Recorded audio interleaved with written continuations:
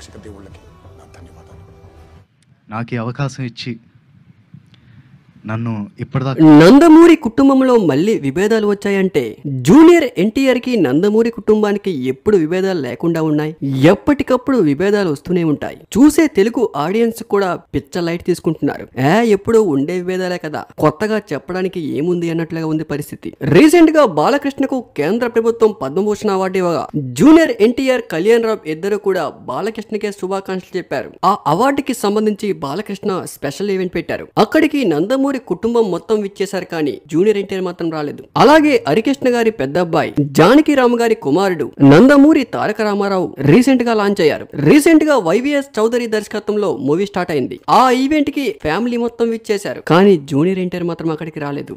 జానకి రామ్ కొడుకు పేరు కూడా నందమూరి తారక రామారావు. అసలు నందమూరి కుటుంబంలో ఏం జరుగుతుంది? నందమూరి కుటుంబం జూనియర్ ఎన్టీఆర్ గారిని దూరంగా పెడుతుందా?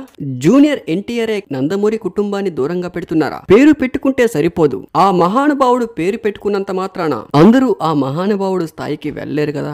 జూనియర్ ఎన్టీఆర్, ఎన్టీ రామారావు గారి పేరు పెట్టుకున్న నందమూరి ఫ్యామిలీలో ఆయన పేరు నిలబెట్టిన వ్యక్తి జూనియర్ ఎన్టీఆర్ మాత్రమే. మిగతా వాళ్ళందరి పరిస్థితి కూడా అంతంత మాత్రానే ఉంది. నందమూరి కుటుంబంలో జూనియర్ ఎన్టీఆర్, ఇటుపక్క బాలకృష్ణ తప్ప మిగతా వారి గురించి జనాలు పెద్దగా పట్టించుకోరు. ఆల్రెడీ ఎన్టీ రామారావు అనే పేరు జూనియర్ ఎన్టీఆర్ కి ఉంది. ఆ పేరుతో జూనియర్ ఎన్టీఆర్ బాగా ఫేమస్ అయ్యారు. తెలుగులో one of the top hero. మళ్ళీ జానకిరామ్ గారి కుమారుడికి నందమూరి తారక రామారావు అని పేరు పెట్టి ఇంట్రడ్యూస్ ఎందుకు చేస్తున్నారు? అయితే సోషల్ మీడియాలో జూనియర్ ఎన్టీఆర్ ముస్లిం అంటూ కొన్ని వార్తలు ట్రోల్ అవుతూ ఉన్నాయి.